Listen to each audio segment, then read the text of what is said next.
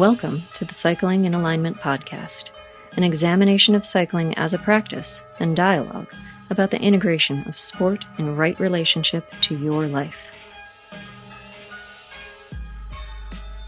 Greetings and salutations, Space Monkeys. Before we begin our episode, a brief reminder that this podcast depends on support from the audience. The reason I am able to continue with this project is because of the support of patrons. If you are a member of my audience and you feel I have offered you insight or added value to your cycling journey, please consider a visit to my website, colbypierce.com, where you can make a contribution to the Cycling in Alignment podcast. You can support the show for as little as $8 for a one-time contribution, or choose to subscribe as an ongoing member. Thank you for your consideration. Here's your reminder to think critically, act intuitively, and pedal consciously.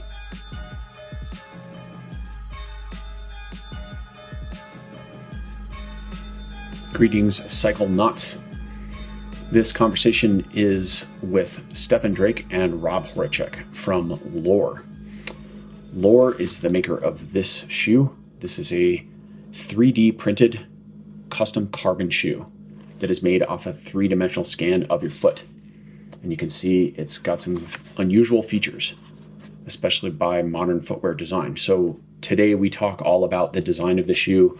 I go on a bit of a dialogue about the history of cycling shoes and why I think they're so screwed up and some of the problems that they offer our feet.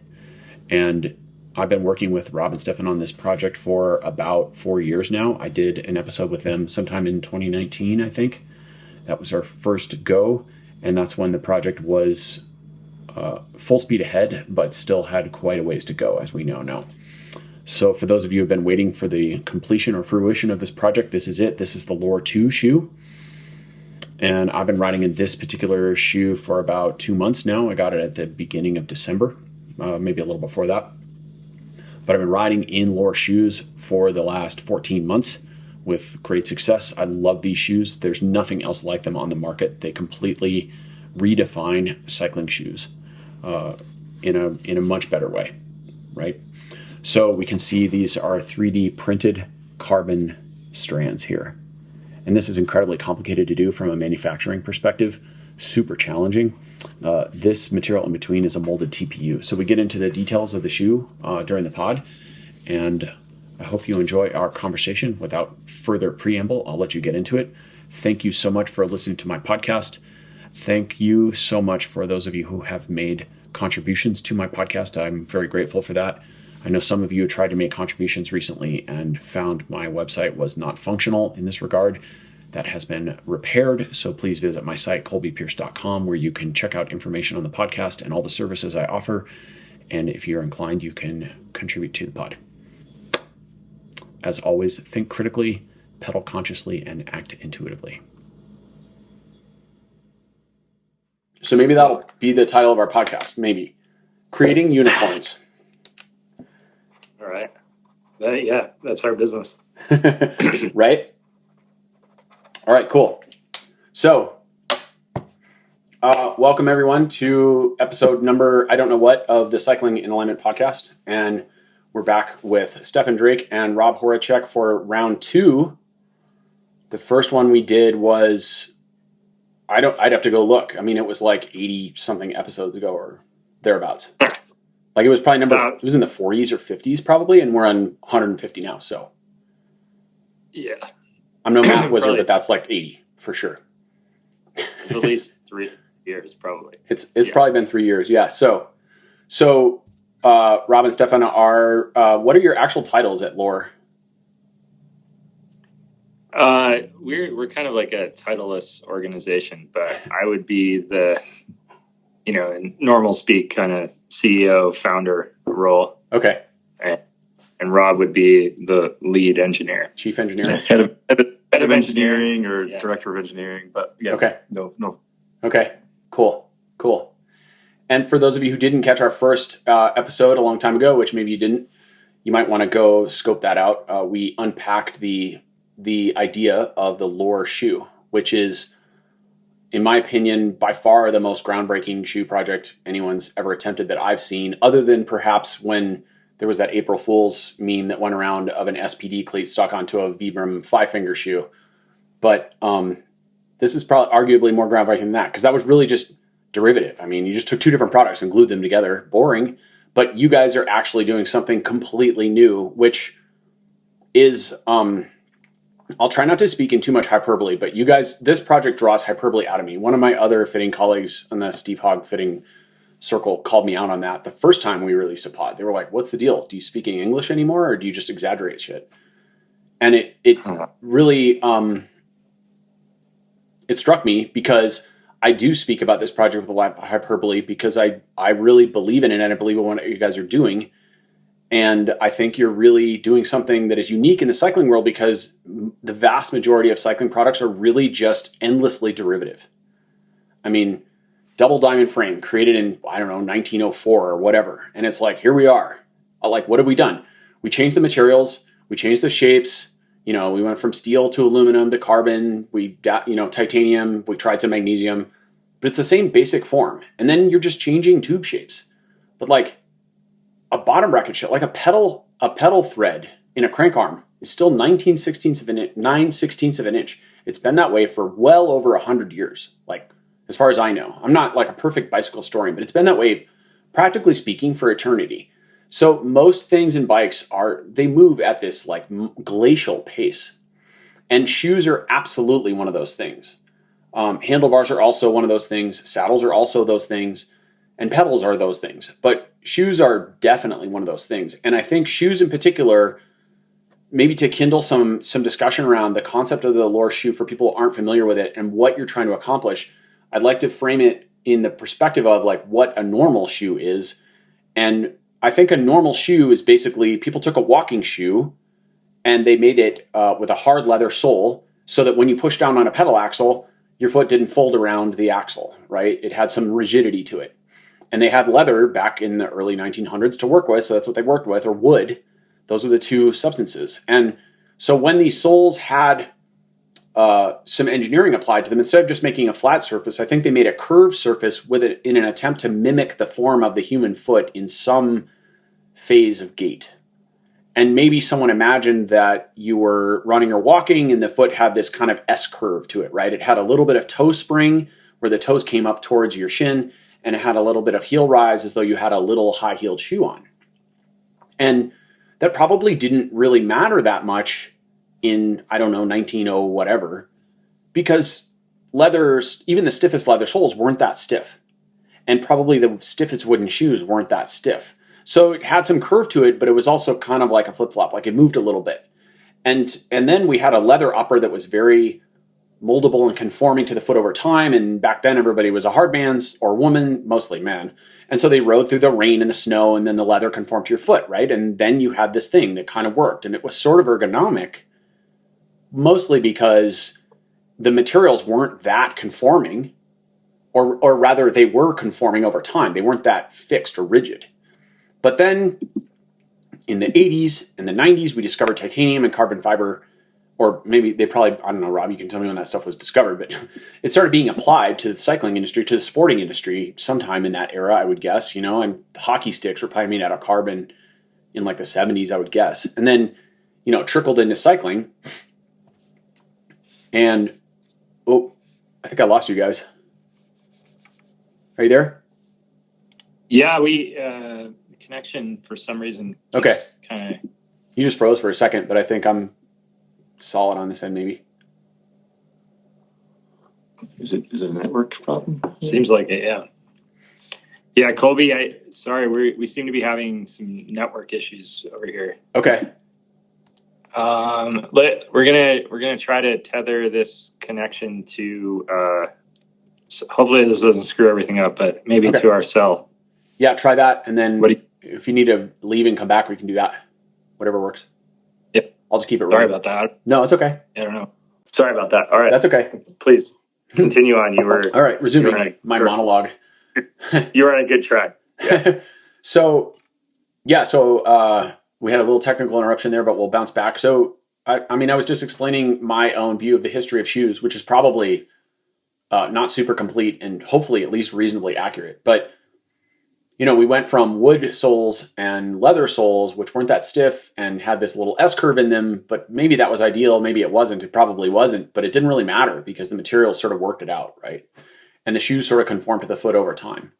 But then in the 70s, 80s, 90s, we discovered all the cool stuff, and we went through that logical phase of, well, carbon is sexy and light and stiff, and everything should be lighter and stiffer. So we added carbon to everything, and we began to make shoes with carbon soles.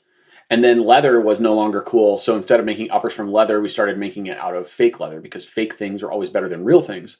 And we already tried this with so many things, right? We had fake sugar for a while, and we had fake fat for a while, and we had fake cheese.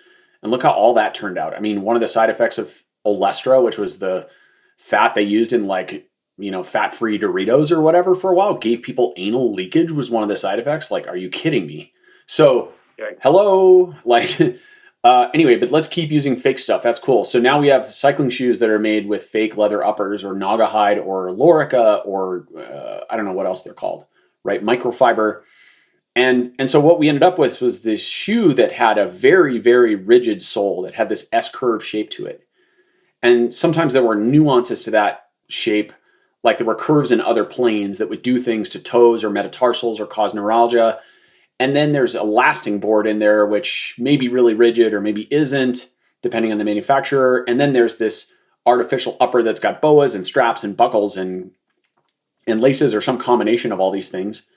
And it's very rigid. So the rigid material will create pressure points on the top of the foot. In particular, if you have really bony feet like I do, I've got these really bony metatarsals that sort of stick up like little dragon horns, right? And so when you wrap a rigid fabric over that high point, it just puts a pressure point there, and it compresses the bone, and it prevents fascial movement, and it compresses or restricts circulation.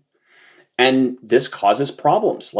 So you're constantly fighting with the tension in your shoe, and then you're messing with it. If you're me, you're like cutting holes in it or dremeling it out or replacing pieces of fabric or replacing boas. And I did this for years with different shoes. I actually wish I had a pair of CDs from 1998. They were like the grandfather of all shoes.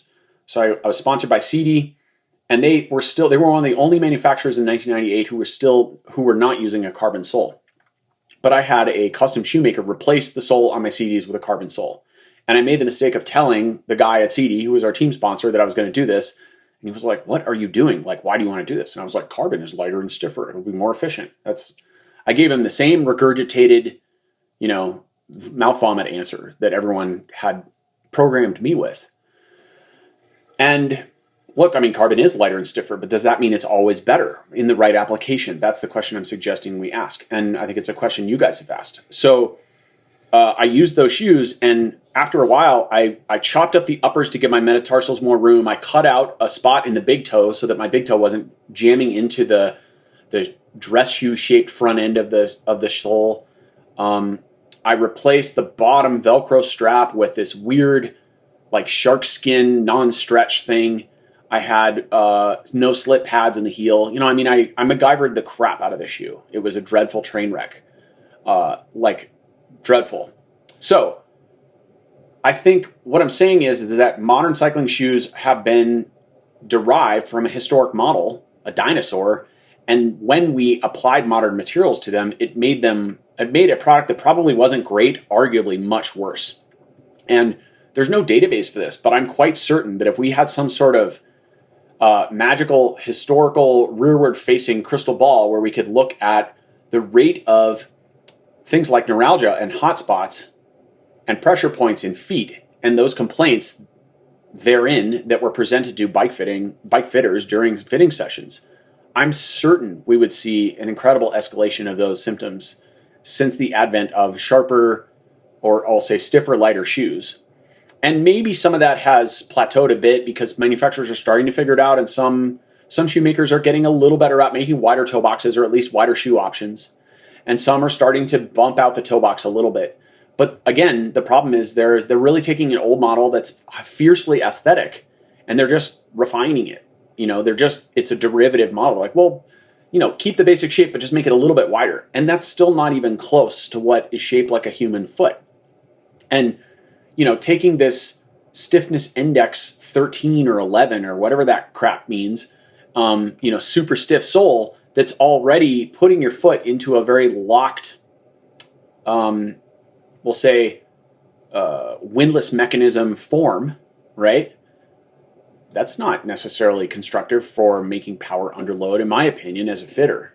So you guys went to the drawing board or threw out the entire drawing board and just started from scratch. So maybe you can give everybody an overview of like what your thought process was and the concepts behind your shoe. Mm-hmm. Sorry, that was a lot. Yeah. No. Yeah, like I think I think we touched upon this in the last pod, but I think a lot of this derived from work on snow and skiing, and then it moved to kind of correlating that with like an activity like Tai Chi, and then just other general athletics where you sort of, similar to your experience moving through cycling footwear, you had this like reconciliation between the limitations of the footwear and how your feet like just intuitively, naturally felt good moving and producing power comfortably in each of those applications. And so, yeah, it became, in like in my life, it became clear that like traditional footwear ideas were just like non-conducive to optimal energy transfer and comfort, and those two things together. And so like we applied that thinking to cycling and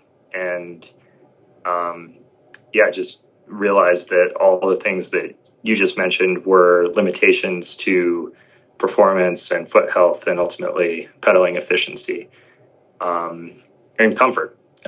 So that was the starting place. And from there, the idea is like, how do you let the foot move the way it naturally would without a piece of footwear on it, yet still accomplish the critical job of transferring power to a substrate or a medium, in this case, a pedal and a crank and a bike and wheels and tires. So that was the job. And ultimately, like biomechanically, the core philosophy of this is like, how do you hold the foot in kind of cardinal points that are incredibly efficient for transferring energy, but then completely unencumber the foot anywhere where biomechanically there needs to be a translation into space, and then hence no contact or very little contact. And that's what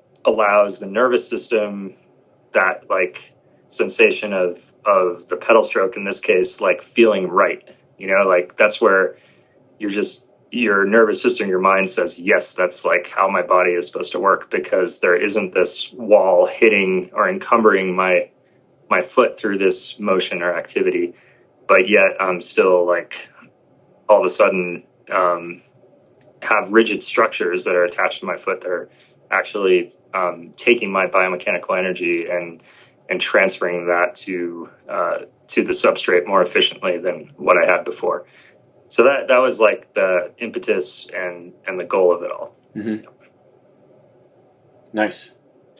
Yeah. So maybe Rob, you can take us through a bit of how do you accomplish that through engineering? Why doesn't a normal shoe accomplish those things, or what does Lore do better? Yeah, for sure. And so this journey, as Stephan described, led us to the realization that if we want to get the rigid structures on the top of the foot necessary to do that, so basically to propel over the top through those dead spots, and really the biomechanical advantages, we need stiff structures on top of the foot.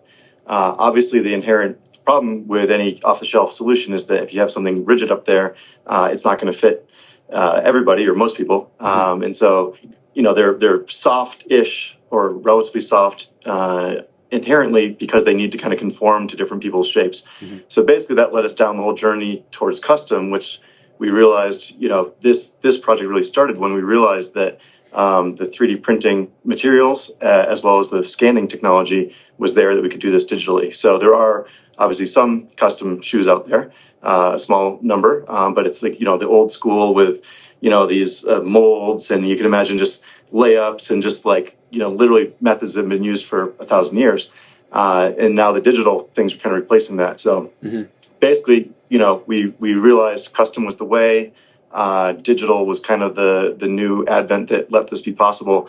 And that's, been on this journey for the last few years, where, we've kind of achieved this, much more rigid upper than any other cycling shoe, which opens up all the biomechanical advantages Stephan's talking about. And then, there's a whole journey through materials and printing technologies and CAD and, all the other things that are necessary to get there. So a lot of details there. But yeah, it's some pretty advanced engineering necessary to accomplish what may sound simple to some from the outside to make a shoe, but it's obviously it's probably closer to a car or a plane than a shoe in a lot of ways, as far as the engineering that goes through it. So yeah.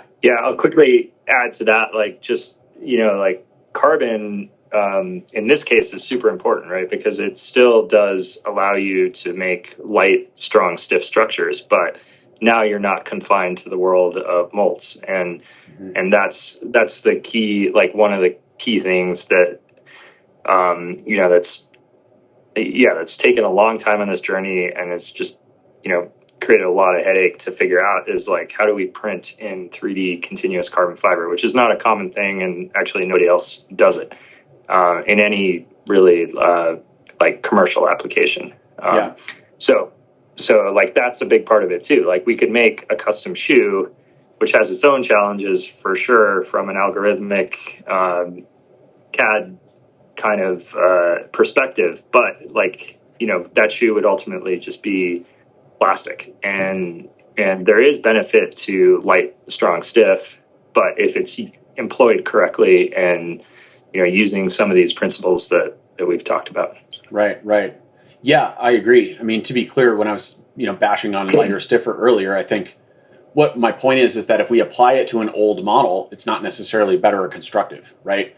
Because just like a good architect will take a piece of land and design a house that really interacts with the land and the light environment, the wind, the directions, right? That's a real architect. The space in which you live, as you're going to be tending that land as an inhabitant of that land, you're going to build a house there. It should interact with that environment. So in that same sense, if we adopt a new material into an old engineering model, it doesn't make sense. If you build one building out of concrete and then you decide you're going to build the same building out of steel, you don't just make the same thing out of steel, right? So hopefully those examples, illustrate how screwed up some of the modern shoes are and I think this is why we have so many problems. But I think you guys, you're so deep in it that I think maybe let's zoom out and make sure our audience understands what you've accomplished here, or what the goal or what the design of the product is. Correct me if I'm wrong, but Lore is the first and only shoe it's a shoe that is based off a 3D computer scan of the human foot, and it is custom, completely custom, and it is also 3D printed carbon.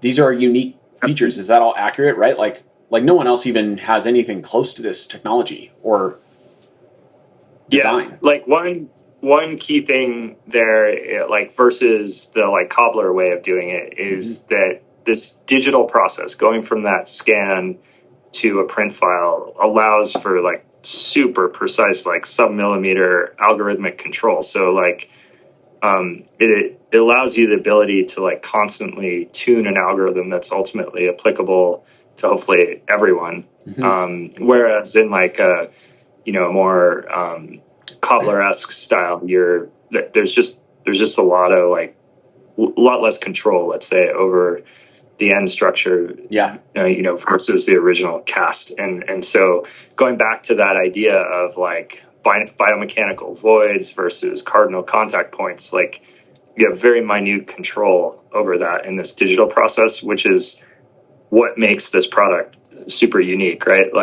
I think there's a lot of cases in analog, dress shoes or clothing or whatever. Custom doesn't, if it's not done right, doesn't necessarily mean better than serial. But I think in this case it does, because of that super fine-tuned digital control. And then the last part you mentioned, where there is printing in chopped carbon fiber, but there's a big difference, and I don't want to go down this nerdy rabbit hole too much, but continuous carbon fiber is what makes really high performance carbon products. And that's what we're able to overprint the shoe with to give it, really exceptional stiffness to weight ratios in a custom moldless Right. So continuous carbon means the fiber, the actual fiber runs the entire length of the one strand in the shoe. Is that correct? Whereas like Easton used to make components, they probably still do with those nanotubes, which is basically really microscopically small tubes of carbon that are just mixed in with a substrate like a glue or a resin, and then that dries. So that's more like a matrix of little tiny carbon bits. But the strength of that substance is really limited to the strength of the resin to some degree. Whereas continuous carbon fiber, you're depending on the strength of the actual carbon, right? So it's really a very different, from an engineering perspective, it's a very different way to carry load and build a structure, right? Totally. Yeah. Well said. Yeah, that's right. And then you can imagine as you try to wrap that around an organic shape like a foot, that becomes a huge challenge. And so then you get robotics involved and you get into a whole nother expertise involved. So it gets pretty crazy pretty quickly, but it does deliver a huge advantage for sure. Yeah. I mean, you guys have some incredible videos on your website of the robots making the shoes and like rotating it in space and like doing this and zapping lasers or whatever. I don't know all that stuff, but it's pretty badass and Tron looking. So, the other point I want to bring up that's super important. I mean, Rob, you focused on really making the shoe, the upper rigid. And I think there's two important points there. Because the Lore does have a very rigid or nearly rigid upper, which is custom printed. So it does conform precisely to the user's foot. And well, there's 3 points. One is specifically, I want you guys to unpack for me where that upper actually places or catches load so that you can drive the pedal through the dead spots. But also, I think you mentioned that normal shoes by necessity have sort of floppy uppers or conformable uppers or Naugahyde uppers or whatever because they're designed to fit a bell curve foot. And I think that's true. But I also think the design of most shoes isn't really thinking about capturing energy in that plane. It kind of is, but really they're focused on the downstroke. And so that's why they make the sole as rigid as possible. And then you put, I mean, a lot of people, they nerd out on like the difference between DMTs and North Waves and CDs and this and that. But the reality is all this, pardon me, but all this crap it's mostly the same stuff. It's just like an S-shaped carbon sole with a bunch of gizmos on the top and fake leather. That's basically what it is. I mean, I'm being pretty harsh, but that's mostly true. There's a few shoes that have a little bit design, a few design differences, like the Lake 403, for example, or the Bont. Those shoes are a little bit different, but and there's a few nuances to this. Specialized has come up with a few relatively innovative things, and Shimano has a little bit of a cup to the heel. But it's, again, these are mostly derivative designs. But I don't think they're capturing energy. They're thinking about capturing energy over the top, except with some buckles and boas. But they're not really thinking about foot drive from when the crank is vertical at, we'll say, 12 o'clock to drive forward. If you're thinking on the right side and you put a clock face over the right side crank from 12 to 1 to 2, they're not thinking about capturing that energy.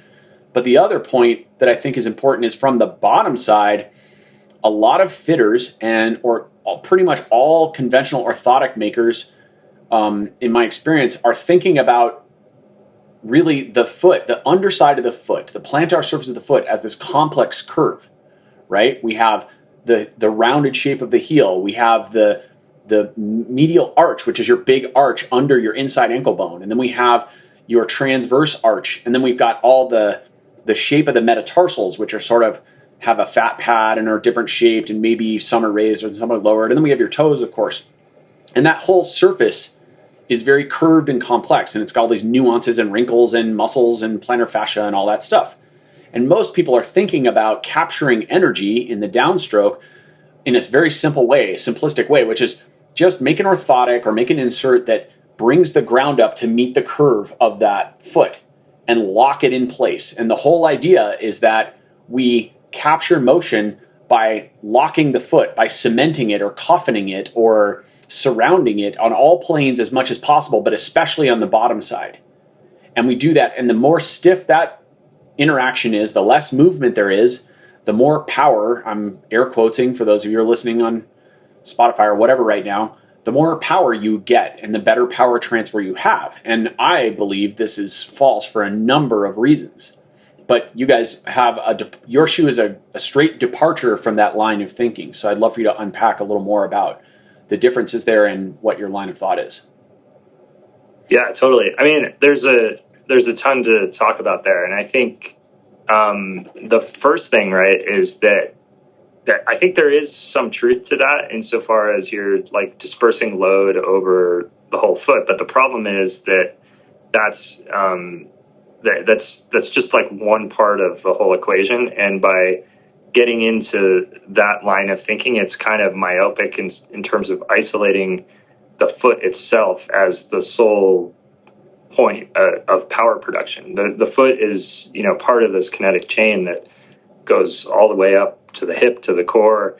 And so by inhibiting the muscles in the foot and the nervous system to engage those muscles in the patterns of gait that also produce power to the ground, you're, in my opinion, negating, the sequential firing of muscles that needs to happen from the core, all the way down the leg in order to ultimately produce power. So, I think it's advantageous to distribute load, but what it does is it kind of like produces this anesthetic effect on your nervous system in terms of the proper sequential firing of all the other muscles. And that ultimately creates more efficiency, less injuries, more power.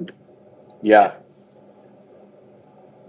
Just to add in a little bit on the biomechanics, Cole, you were talking about, a lot of people have focused on kind of the down, which obviously a lot of the power, the majority of the power obviously comes, towards that 3 o'clock and down.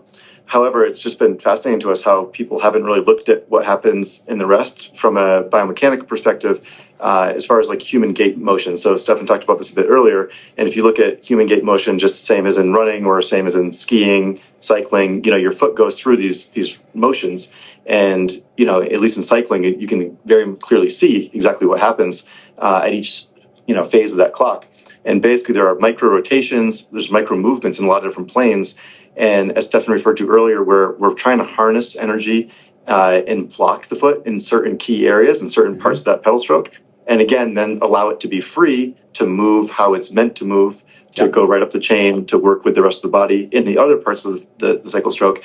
But if you can harness it in those places, I think it's been super interesting, like the feedback we've gotten, working with people the last few years, and we can get more and more, is that people just say they feeling is that their foot is connected to the pedal around the entire stroke. So it's just like you feel like your foot and the pedal are just one. And that's kind of the goal here, is that once you eliminate those micro movements and all those other little rotations and things, it's just a different feeling than you've ever felt before. And I think you didn't realize maybe how much of that was there until you remove it. And then you feel connected to the bike. Actually, we also have people talk about being connected to the bike at 5 points now. And so the feet can actually become points of control of the bike, especially downhill and other, situations where, again, you can laterally kind of lean into it and do other things that you can do, whereas a normal shoe wouldn't respond to that. So I think the responsiveness and that connection is really a different kind of feeling. Yeah, maybe so what I talked about before was just basically like the sole interaction with the sole of the shoe, but like moving up to the dorsal aspect, right? Like, and just playing off of what Rob just said, like, as you've said also, like a normal shoe, right, is soft up there for many reasons. So there's no energy transfer from the dorsal side to the plantar side, essentially.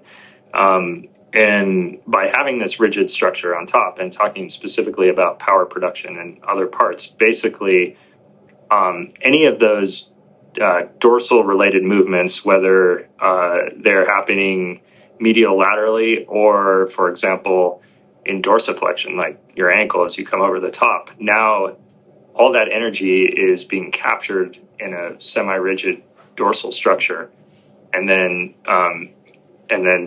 basically transferred down to the plantar surface close to your metatarsals and hence the pedal. So there's a leverage effect that happens with the shoe that just doesn't exist in any other shoe in terms of capturing all that upper foot dorsal energy and actually having that energy end up back in the pedal, whereas it's completely bled off in a conventional shoe design that's focused solely on the downstroke sole connection. Yeah.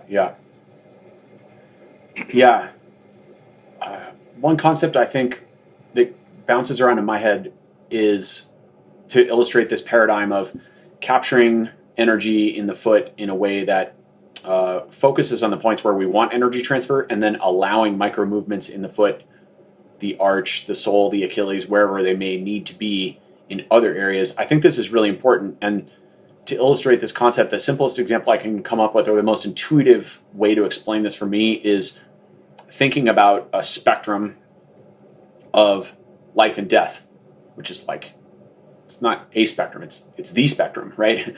It's the only one that's really relevant to us. And okay, on one end we have life, and on the other end we have death. And there's also a spectrum we can overlay with that, which is on the life side we have more movement, and on the death side we have less movement, right? I mean, things that are really active with life force, with vital life force, they move a lot. I mean, look at a puppy, look at a small child. Like, unless they're sleeping, they're moving constantly. Like, puppies just move. Every muscle in their bodies move constantly, right? That's the best example I can think of. Like, when things are alive, they explode with movement and intent. And, you know, when we approach our deathbeds, we move less and less. We can't get off the floor. We can't walk so well. We can't get out of bed, right? I mean, unless you get attacked by a bear, then you're probably moving as much as possible until the end. But, as we approach the end of life normally and our life force starts to dissipate, we move less. So from that basic natural law or paradigm or axiom, I think we can infer that more movement is equated with more life. And this is why as we move, it's so important, or as we age, it's so important to maintain movement in our bodies. And one of the problems that humans have when their movement patterns become disrupted is their fascial system and their myofascial system together become calcified, right? We have calcification. This is what massage and foam rolling and movement and Tai Chi and Qigong and even strength training and running are designed to do, or help us do, is to decalcify our systems. So when it makes no sense to me intuitively that we have an athlete whom we want to move, right? We want them to explode for 250 meters around a velodrome lap as fast as they can, or up a climb as fast as they can, or to the finish in a race, or just ride their bike for 40 kilometers at a leisurely pace. But that involves movement. But at the bottom of that chain, right, the force originates from the hip and from the knee, from the glutes and the quads, essentially, and hamstrings in both cases, and is transferred through the ankle into this foot. But then at the end of that chain, we want to just cement the entire foot and lock it down as much as possible. That's basically conventional shoe models. Like that's more or less what most conventional shoes are trying to do, is just lock the foot in a coffin. And to me, this makes no sense at all. So, we have to capture momentum. So we have to have a rigid surface from which to push against, right? That's how you're going to drive the pedal, which then drives the crank, etc. But beyond that, I think we want to allow micro movements, absolutely. And to further expand on that for one brief instant, I think, in COVID, we saw a rash of problems happen because so many people retreated indoors and rode the trainer. And the trainer is like a foot coffin for your bike because it locks the bike in place and it stops the micro movements that can happen when you're riding outdoors. So you're riding outdoors and we have these subtle asymmetries, right? We all do. I have yet to see a perfectly symmetrical human walk through my door yet in over 10 years of fitting. Although there were two women who were really close. But, we're human. We're like slightly asymmetrical. And so this is normal. We ride on a bike and there's a little bit more quad on one side and a little bit more hamstring on the other. And there's a little bit of a torsion rotation to one side or whatever it may be. And we have a heart on one side of our chest and a liver on the other side of our abdomen. So this is all normal, right? And when we're riding down the road, these micro movements can sort of work their way out in the physical system because the bike will just subtly weave or wobble and the bike will lean to one side a little bit on each pedal stroke or whatever it may be, or the frame will flex. But we put all that modern bike, that modern carbon fiber, super stiff bike into a super heavy trainer with a super heavy flywheel, and everything's rigid and stiff. And then we go, and then those micro movements have nowhere to go. And I believe they get reabsorbed into the fascial system, the fascial matrix of the body, and this ramps up niggles. So the more we lock down movement, the more that energy kind of has to go inward and be absorbed by the body. But beyond that, if we have a foot that is locked in place how is that foot ever going to be strong or active? How is it ever going to be a system of proprioceptive input for the body if it's just locked in place without circulation, without movement, without nervous system input, right? It's like having a dead bud at the end of your tree branch. Yeah, that's what I was getting to. Earlier, when you take that orthotic plantar support paradigm, it's like drawing a square around the foot and the ankle and isolating it relative to everything else. But as you say, it's a system. So yeah, that's a problem. Yeah. And at the beginning of the project, we talked about it in the last pod. Basically, like we spent about a year just doing almost pure research about looking at the pedal stroke and where are the cardinal points that you actually want to capture energy and you can actually comfortably and effectively hold the foot down and capture energy, and then everything else you let be free. So everything you just said, absolutely, it's like identify all the places it needs to be free and wants to be free and benefits from that, and then get just the key cardinal locations that you're really trying to hold down. Excuse me. Yeah. Okay. So can we list those points? What are those points? What did your research come up with? We're talking about the underside of the metatarsals, 1 through 5, I would assume, right? The bases of the toes. Yeah. The center of the calcaneus. Yeah. The tuberosity, the great toe. Mm-hmm. That's from the plantar side, the underside of the foot. And ultimately, right, like there's a lot of nuance here. Like we're going to get into, like, a lot of people it takes a while to absorb this whole dorsal power transmission thing, but just let's stick with the plantar for a second. Like the underside of your foot, to the extent that it remains connected with enough pressure to the actual sole of the shoe, like on the backside of the stroke or sprinting, like when if you're contained by leather or microfiber or whatever on the top, there's always going to be this micro lifting of the bones relative to the sole. And so to the extent that you keep that first met, the fifth met, the tuberosity, the center of the calcaneus, all connected to the sole without much lifting in the Z, the vertical, you will produce more efficiency in your pedal stroke immediately, because you're now, you're maintaining that connection to the hard, stiff sole, whatever material it is. So, like we can get into the dorsal stuff, but that plantar stuff is best accomplished by having rigidity on the dorsal side, because that creates a roof for your foot. And basically any of those inputs that lift the foot off the sole now run into that roof and send that energy back down into the sole. So on the underside, it's those places, the fifth, the first, tube, calc. And then on the top side of the foot, and this was like where, we're just like dogged about, it's so hard to pull off. And this has been why this journey probably has taken so long, is like, and we felt like we needed to do this in this project, is like provide, especially at the price points that these shoes are at, like we wanted to provide something new and novel in terms of like harnessing that biomechanical energy and creating more efficiency in the stroke. So that happens on the top side of the foot, on the dorsal side, and basically it's a combination of two things. One is creating that roof that I just talked about, that inherently creates more ground reaction force into the sole. And that's captured primarily in the upper dorsal, but also on the top side of all the parts that we just mentioned, first, fifth, tube, calc. So holding all that stuff down from the top.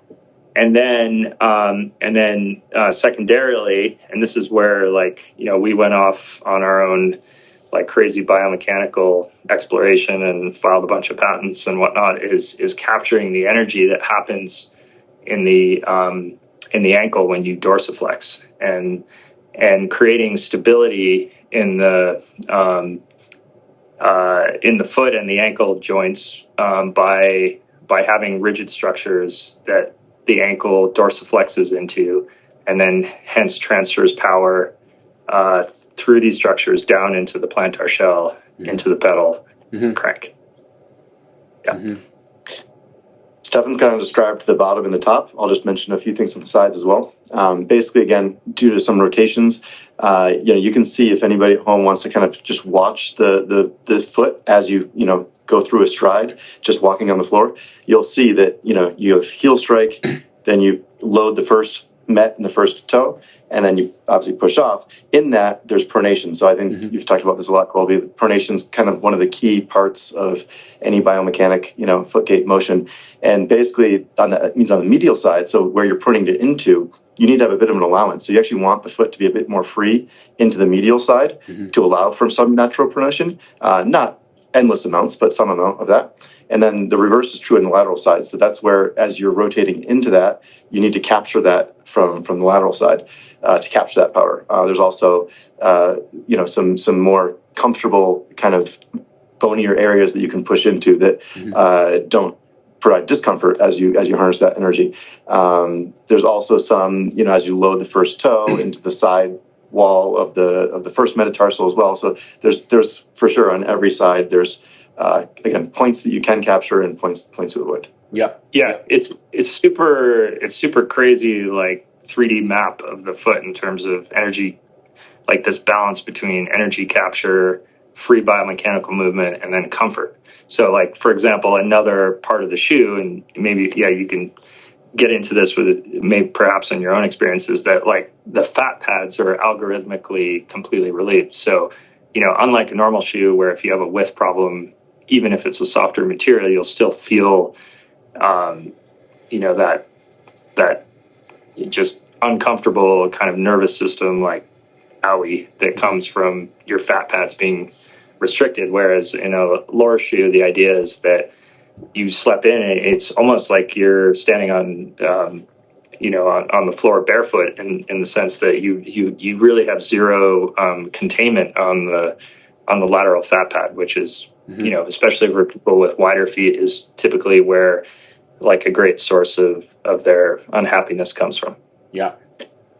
We talk about this being kind of this 3D nature, and there's a lot of layers to this. So another one is then you look at what happens around the pedal stroke. So if you look at that, clock, as you said, 12 at the top, 6 at the bottom, 3 in the power phase. You can look at each one of those. So we, in very great detail, we'll talk about what's happening at 10, 11, 12, 1, 2. And so over the top, for instance, you're getting a lot of that dorsal engagement. You're getting those ankles to engage, to drive forward, as you just said, like push forward. Yep. Once you get to 3 o'clock, you're pushing down, and, obviously we have a nice flat surface to push on, and so we have some advantages. Toes are splayed, free and stable, and there's some biomechanic advantages, but obviously down is down. Once you get to the bottom, 6 o'clock, you really engage the heel cup. You can pull back into that. Yep. You might not think about doing that consciously, but everybody is doing that. And once you get that flywheel going, and if you slow it down, put on very high resistance, you can actually feel at each phase of that pedal stroke, you can feel the different parts of the foot and the different parts of the shoe come alive. Yeah, for sure. And when I'm coaching riders to refine their pedal stroke by working on the more, I'll say, horizontal parts of it, right? The vertical part, the 3 o'clock, the push down, that comes naturally. That's because it's closest to walking and running. And that's, you put someone on a bike for the first time ever and just make them go smash pedals. That's what you'll get, is a bunch of stomp, stomp, stomp. But someone refines their pedal stroke and makes it a little more efficient by working on the tangential aspects of the stroke when the crank is closer to vertical and when it's on either end, right? At vertical at the top and vertical at the bottom. And you smooth that punchy axe chop in the middle, right? You smooth it by driving forward and smooth it by driving back. And that takes skill, and it's a learned skill, but also if you have the right tool, then you can do it more effectively, right? If you can capture the force in both of those planes, then as soon as I think you provide the right tool, then I think your shoe is a perfect illustration of the right tool helps someone do the job more effectively, because they feel that engagement, and all of a sudden they start to drive there more. And, ostensibly there could be some adaptation there. If previously your shoe was so sloppy or such a bad fit or hurt your foot when you tried to drive in those areas, then you're going to shy away from that. But now you've got a tool that, is custom molded to your foot based on a custom scan and custom printed. So now you can capture that energy. It's also built with the right materials and the right structure, and voila, suddenly you find those muscles are able to fire. And intuitively, it's not like it requires someone to go out and retrain their pedal stroke per se. They'll put on the shoe and they'll feel more connected throughout the stroke. Then they'll naturally gravitate towards driving throughout a larger part of the stroke. And the advantage there is that we're beginning to load share throughout more muscles and more muscle fibers to drive the pedal through a larger power arc, right? Whereas before, you have somebody with a really poor pedal stroke and a bad fitting shoe, they're limited to this narrow power band, of whatever it is, 20 or 25 degrees or something, and they're just punching, and that tends to be, all quads. And once those fibers are done, once they're fatigued, like, doesn't matter if you got 20 miles to go or whatever, you're smoked. Like, you're just limping home. Yeah. So, yeah.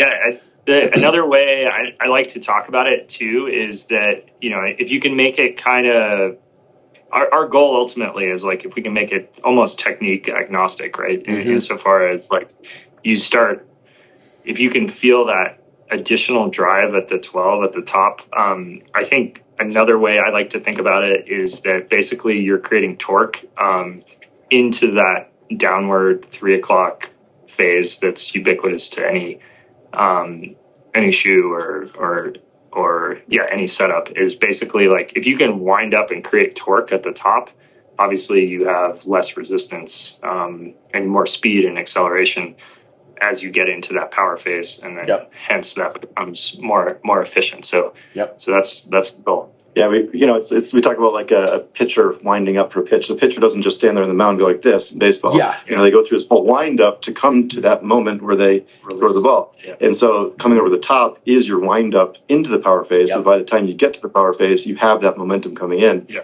Then you get the additional flywheel effect of, as one's doing that, and down here the next one's doing that as well. So it's kind of the left-right flywheel. Yeah, that's really interesting. I mean, that makes me kind of think about like 2012, 2013, I was working with the Garmin team on the sports science program for a bit, and talking with like Tyler Farah and Peter Stetina about, back then there was sort of a wave of riders who were trying to use rotor rings, right? And Tyler is obviously the opposite end of the spectrum from Peter. Peter's a climber and Tyler's a sprinter. Ooh, balloons. And And so they both had their moments with the rotor rings, and they both eventually left the rotor rings. The concept, I'm sure everybody knows this, but as an oval chain ring, and the idea is that you get, bigger leverage during the peak power phase. That was the concept. And I think the idea there it's kind of like a lot of things, sounded like a good idea at the time. But Tyler's feedback as a sprinter was that it actually gave him a little too much snap early in his sprint. It sort of doubled down on his acceleration. And the problem is most or nearly all European sprints required a very long sprint and often a double acceleration. So there's one where you jump off the wheel and then you're kind of still sprinting per se, but you're holding, and then you're sprinting, then you're trying to pass the last guy to the line or match the last guy to the line or beat the last guy to the line. And what he found was that when he sort of used up his match, so to speak, or most of his sprint in the first few power strokes, which the rotor kind of encouraged him to do, then he would fade as he got towards the line. So he went away from those, right? And so we're talking about like that narrow power band and emphasizing that versus, having a wider power band. And this just comes up as a parallel example. And then Peter Stetina kind of said the same thing, but the climber version, which was that he felt like the rotor rings helped him go quite fast initially on a climb, but then he would have this like catastrophic explosion. And when he exploded with those rings, there was like no coming back from it. Like the power phase, it was too much emphasis in one area. So it's almost like too much of a hammer in one spot.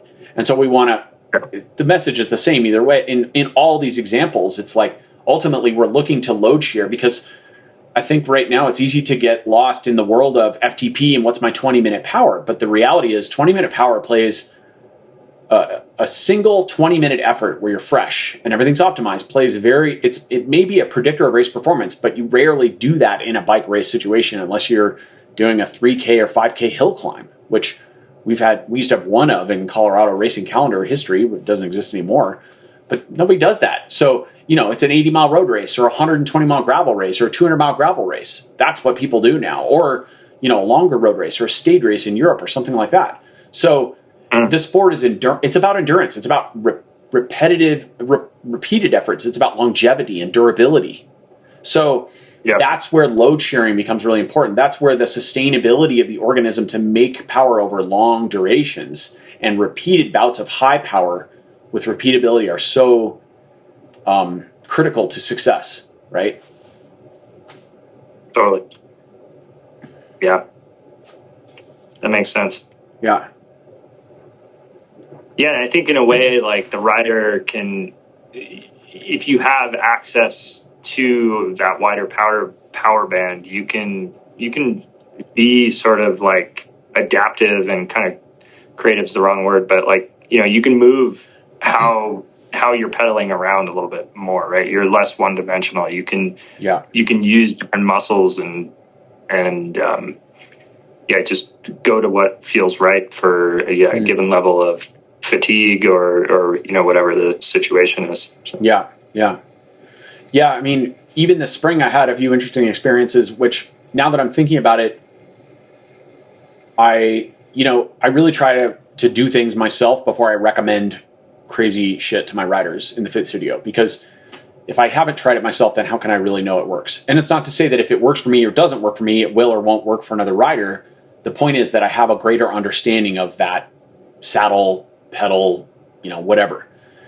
And one of the things I've been messing around with for a couple of years now is different crank lengths. And this spring, actually, I had a really interesting experience with crank length, because I started tinkering. You know, my whole career I've been between 170 and 175s, you know, bouncing around in that zone. I briefly tried 180s as a junior, and that didn't go great. But that's been my sweet spot forever. And I've always been a rider who was really good on flat terrain and rolling terrain.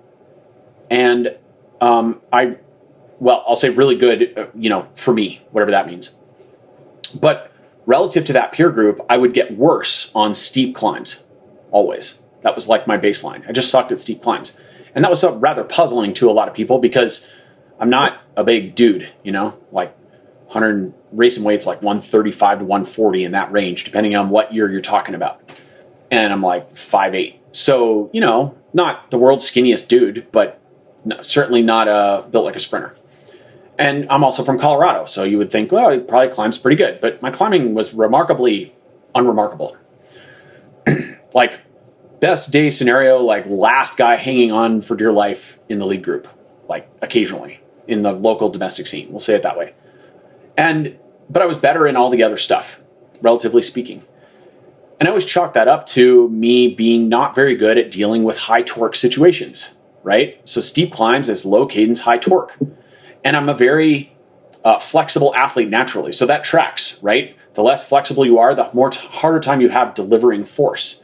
And that's one of the reasons why I ended up with such a hunt for rigid footbeds and rigid shoes for a lot of my cycling career, you know, riding around in Bonts. And I used to ride in these carbon shoes called Lust, which you guys have seen. We talked about those in the last pod probably. I mean, think about like a carbon fiber slipper with a cleat on the bottom, and that's pretty much it, right? And 2 seatbelt straps across the top. And that led me to a stiffer and stiffer shoe, which actually exacerbated my problems for all the reasons we've been discussing. My feet got weaker, my arches and ankles got weaker, and I was able to convey less force through that end point. And you can only make up with that with stiff stuff for so long before it comes back to bite you in the ass. So this spring, I started experimenting with shorter cranks. And I put some 160s on my road bike. And I rode them a couple times, and it was like, I don't know if I like these that much. They kind of feel a little weird, you know, and I made some tinkers and did this with the saddle and whatever. And then one day, randomly, I just went up a climb and felt pretty good and started kind of hammering. And then I was watching my power going, I'm going pretty good. I'm just going to keep going to the top and see what happens. This was completely unplanned. It just worked out. And I ended up riding the best 25-minute power I had ridden in 4 out of the last 5 seasons, just sort of miscellaneously on this ride. And that part was interesting, you know, so then I immediately doubted my power meter and went home. And, you know, in the subsequent weeks, I went out and kind of did some more efforts to make sure that it was legit. And I think it was. There wasn't no miscalibration or anything odd. And of course, I was in the Loar shoes at this time. And I chalked it up to the sensations I had were exactly what we're describing right now, which is, in the past, when I went over a climb that was like, we'll say kind of stair-steppy in profile, I would hit a steeper section and my legs would really load. Like that's the best word I can use to describe it. It's like loaded, not necessarily only in quads, like just loaded everywhere, like this big wave of lactate and effort, this real sense of strain.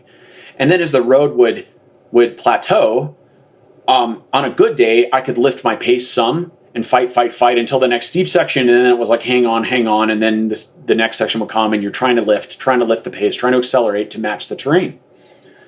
But on this day, on this magical 160 millimeter day, I just felt that I could really lift every time I got to a plateau. And on the steep sections, I just didn't feel that sense of being loaded, right? And, in combination with the shoes, which I think we're talking about the same exact concept, which is the ability to load over a greater number of degrees of the power phase with the shorter cranks, which then places less extreme joint angles and probably has, I think there's a slight ischemic effect. Well, not slight. I think there's an ischemic effect that happens under high torque when you're cycling.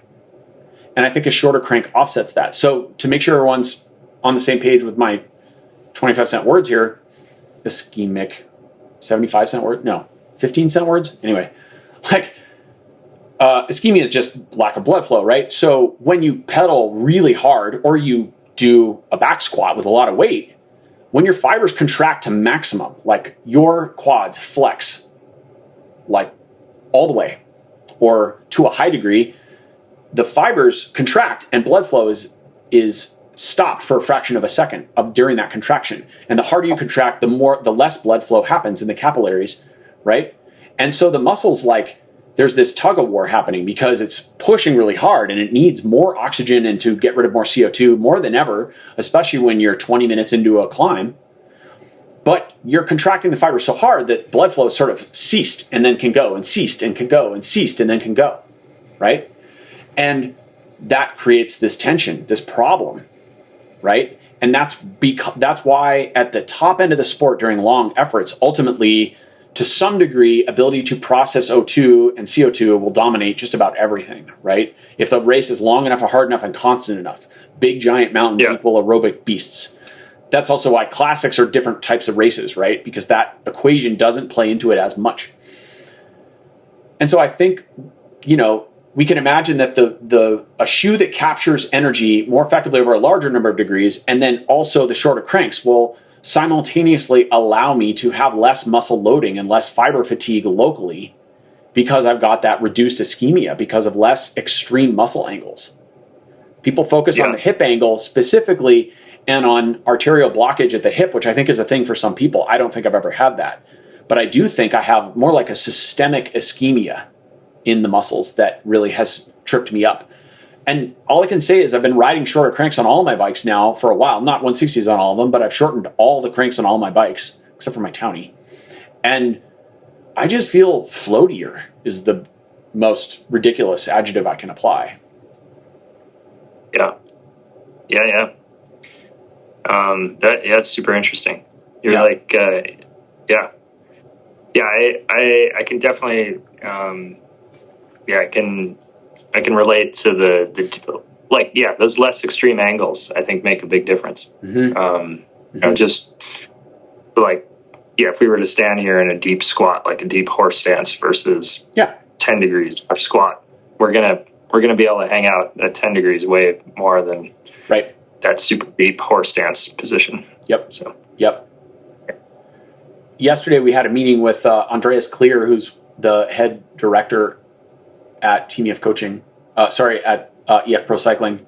He led a meeting for our Team EF Coaching crew, and he was talking about innovations for 2025. And one of the things he was saying is that they worked with FSA to get shorter cranks for the team so that riders could select shorter cranks. And a lot of riders on EF are moving to shorter cranks. A lot.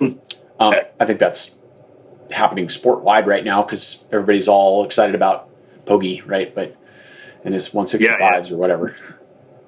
He started the whole thing, He kind of did, or at least made it popular. Yeah, he brought it to the bell curve. I think it's a really cool thing that for years I've actually looked at riders in my fit studio and thought, that person probably needs short cranks. But the problem was 6-7 years ago, you couldn't get them. You couldn't buy them. They weren't made. Or somebody came in on a $3,000 SRM and it was like, hey man, I got really bad news for you. Those 175s are terrible. That's the reason you have all this knee and back pain.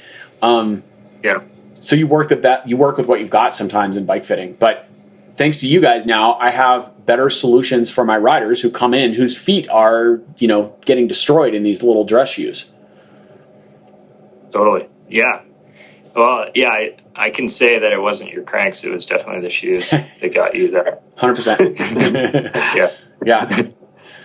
So maybe we can just briefly talk about the evolution of the product. I know the Lore 1 had more wrapped carbon on the top, on the dorsal aspect. That's the part on the top of the foot. And you guys went to the Lore 2, which is more of a, what's the term for that? TPU, but what's the more colloquial term for that stuff? Like semi-rigid uppery stuff? What do we call it?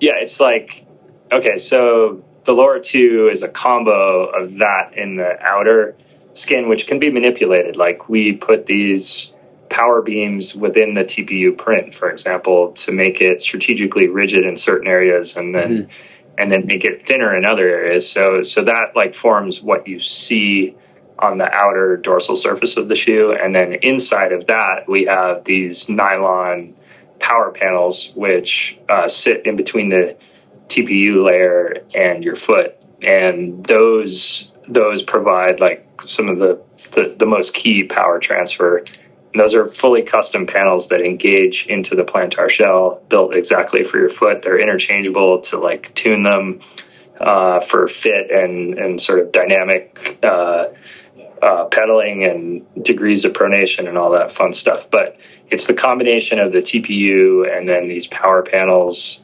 connecting down into that rigid carbon plantar sole that kind of make the thing work. Yeah. And those are modular, like you said. You can unplug them, and you can have thicker ones or stiffer ones or whatever, and change them out, down the road accordingly, or maybe even seasonally. Because in the winter, I know my feet just run smaller in the winter, so to speak, because they just don't heat up like they do in the summer, right? So sure, yeah.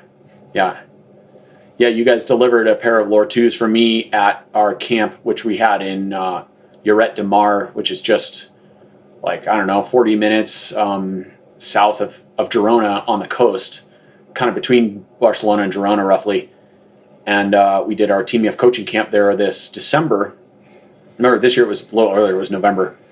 And I got to say, those shoes were perfect for me, just out of the box. I put them on, and it is a bit, it's different than a normal cycling shoe. It's like putting your foot in a ski boot a little bit. You got to kind of open everything up and kind of work your way in there, and then it kind of goes slot, right? And the heel kind of locks into place, and then you kind of get settled and snug them up. And man, those shoes are amazing. I haven't done anything other than I put the cleats on and I rode them, and they're perfect. So thank you for those. It's really cool to see that product come to life, and more and more people are starting to learn about your products, which I think is cool. It shocks me when people have no idea what they are sometimes, because I'm like, how have you not heard of this? I mean, I've been doing my best to spread the word, and I know you guys have too, but yeah. Yeah, I appreciate that. It's, as you know, it's been quite the journey. We've been through a lot of shoes and a lot of development to get to this phase now where we're able to deliver this. And it's been a lot of fits and starts as we've figured out all the technology, and still working on how to scale it and how to get these things, out in mass and delivered to customers quicker. But we're at a pretty exciting spot right now where, we're finally reaching that inflection point of scale and getting feedback from people similar to yours. That's just, giving us that confidence to really ramp up the algorithm and ramp up the shoes. So yeah, nice. So if people want to learn more about the shoes, they can go to lore.cc, right? Correct. Yes. Okay. And then lore.cc, or Instagram, or reach out, email us. We're happy. We talking to customers all the time, every day. So if you have specific questions, I realize a lot of this stuff is pretty arcane in terms of just the philosophy behind it. And like when you try to describe this whole dorsal power thing, you see a lot of eyes glaze over just because it's kind of new, and and people they're like, yeah, just give me, I just want to go faster and be comfortable. And okay, but like, we're happy to like get in the weeds and talk about it with folks if they want to reach out and talk shops. Yeah. And the process is people can go to your website and they can go to purchase a shoe, and then they'll see a dealer where you need to get scanned by an authorized Loar dealer, right? That's right. Yeah, you can do it one of two ways. Like if, and also I'll take this moment, hopefully, to encourage people if they're interested in the shoe, but they don't have a dealer near them that currently carries a scanner. There's about 40 in the world right now with scanners. They're every continent, well, more or less every continent. But like, so pretty widely distributed, but, our goal is to obviously have, hopefully every fitter or high end bike shop with a scanner. So, if you're interested in the shoes, I'll also say there's like full money back guarantee on them. So they are expensive relative to conventional shoes. We believe they're not expensive relative to other like performance aspects of the whole kit. In terms of the value they deliver. But if you are interested and don't have a dealer near you, like we're very appreciative and happy for any intros to fitters or bike shops that people may want to work with and try to talk them into getting a scanner and getting your feet scanned. So. Yep. And I can say from my experience, the scanner takes a little bit of training to get used to, but it's pretty seamless once you figure it out. The software is unbelievably user helpful, right? It gives you a stoplight system that's like, no, closer, no, farther away, too much light, and you just, and then you scan the foot, and then the fitter or the shop sends it to you guys, usually to Tyson. He would check it out, make sure it's okay. And if the scan looks good, then you guys go ahead with production. If not, he'll work with you until you get the right scan and get that figured out. So, Yeah, we started with iPhones, if you remember, and that wasn't scaling very well. So now we have this scanner that's in shop. But from the customer perspective, it's super like as you mentioned, on the shop fitter side, there's a little bit of training, but it's pretty easy. But from a customer perspective, you walk into the shop and you can be out of there in 10, 15 minutes, which is pretty cool. So it's pretty seamless at this point and hyper accurate. Yep. Yeah. Cool. Rob, did you have something you wanted to add there? No, I was just going to mention the same thing, that the setup being on the fitter side, and then on the customer side, it takes about 30 seconds per scan, once you stand up there. So it's pretty seamless, like you say, on the customer side. And does everyone have the same Lazy Susan system that I do? Or is that's standard down, right? Yeah. So it's like a big rotating platform, and you get to you stand there in an athletic stance. You're kind of like you're going to catch a basketball or whatever. And I know you're all cyclists, but you can still catch basketballs. And then I press a button and it really slowly rotates. So you just hold that position. And so that's how we capture all the sides of both feet, right? And the 3D models are incredible. I'll drop some renders of my feet on the Instagram drop so you guys can see them. You can also go to loar.cc and check out some of the scans they have there and see what it's all about. It's pretty insane, the amount of detail that scanner captures. It's like every little vein and ingrown toenail and all that stuff. So, and I think we're running out of time, but like I'll just quickly say on this journey, like that's why this has taken so long, right? Like in cycling, we have this form factor that also needs to not only provide all this power transmission, but needs to be svelte enough that it doesn't look like this huge like caveman club moccasin thing. So that algorithm, like that initial, it's kind of garbage in, garbage out. That scan is super precise, and the algorithm that we use to build the shoes is like, working in that kind of millimeter tolerance zone to actually output the surfaces that constitute the end shoe relative to your foot. Yep, that's true. And I'll say you guys have done an enormous amount of work to refine the aesthetics of that shoe. And I really appreciate the fact that you undertook this project to reinvent the shoe from the ground up. And also that you have done such tireless work to refine it to sort of meet, to some degree, the aesthetic standards of cycling. I mean, again, cycling shoes look a certain way just because they've looked that way forever. And that's not necessarily a thing that you care about or I care about or many people care about.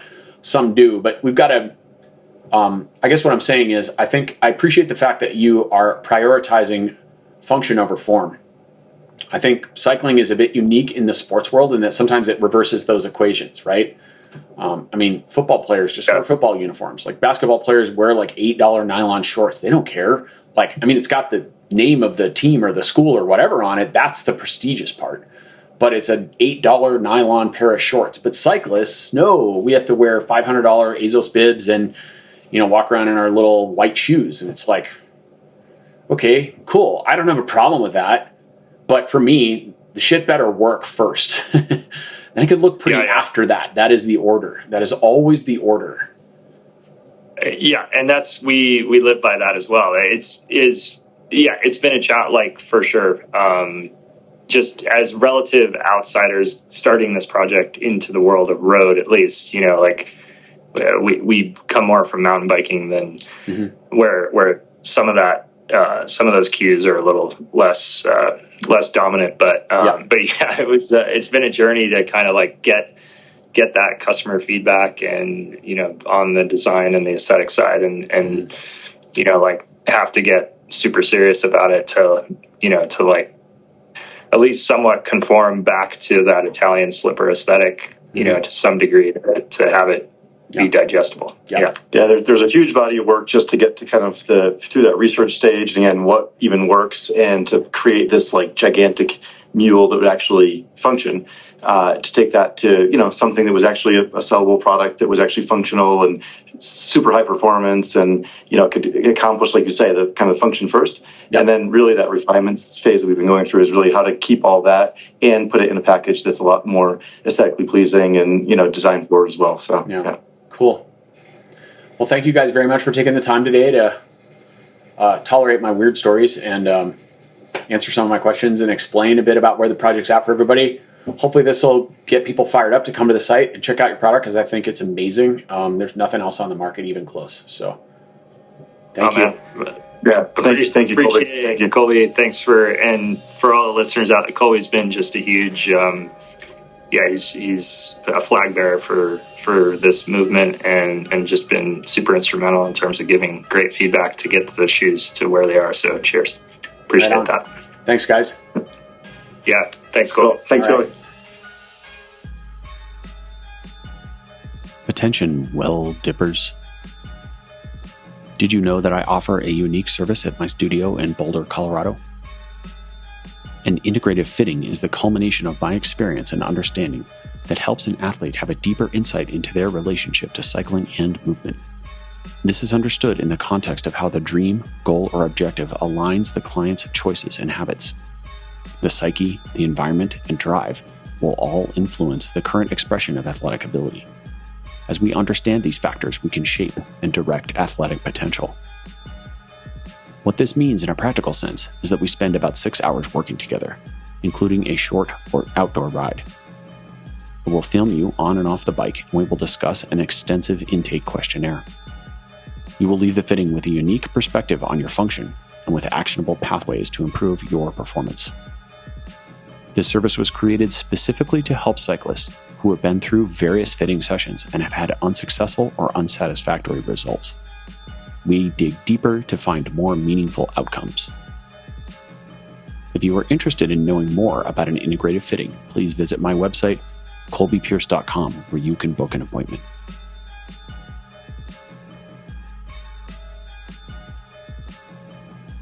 Epilogue. I want to share a few brief thoughts about the inception of Cycling in Alignment. The purpose of this podcast is for me to get 3.5 decades of hard-fought lessons out of my skull. Some of them through my own research and reading. Some of them I've been taught through mentors and colleagues, other riders, other racers. A lot of it, a massive amount of it, was simply trial and error through my own stubborn methods. And that has amassed a certain amount of experience and knowledge, understanding. And while I think I'm reasonably smart and I know quite a bit of stuff, I want to make it clear that the opinions that I share on this podcast are belief systems built on what I've experienced to this point. And that some of those opinions are pretty strong, but they are also loosely held. That is to say that if I learn more about a topic and have a greater level of clarity or understanding, then my old belief systems will be abandoned and I will now operate under that newfound knowledge. So I'm not here to tell people all the things that I know. I'm here to explain what I've learned to this point. And there's a big difference. Also, that is the intent when I discuss things on the pod with guests, is to learn from them and have a discourse. Because if we can't have a discourse as adults, then we've lost one of the basic tenets of modern society. Even if we disagree, we ought to be able to, in most cases, shake hands and walk away. Because after all, this is sport we're talking about, and while sport is training for life, it's nothing to get too upset over. The purpose of the podcast is to help me help other people, and specifically to help them actualize their highest potential by illuminating a path that enables alignment with their truth, their intent, and their coherence. That's really the end goal. So I'm grateful for your listening. My intent is also not, to be clear, to gain an audience or become popular or gain social status in any way. I don't care about that stuff. That said, if you feel an episode that you have heard will help someone you know, please share it with them. That helps us reach the end goal, which is to help more people. Thank you for listening. I'm grateful for your time and attention. Blessings.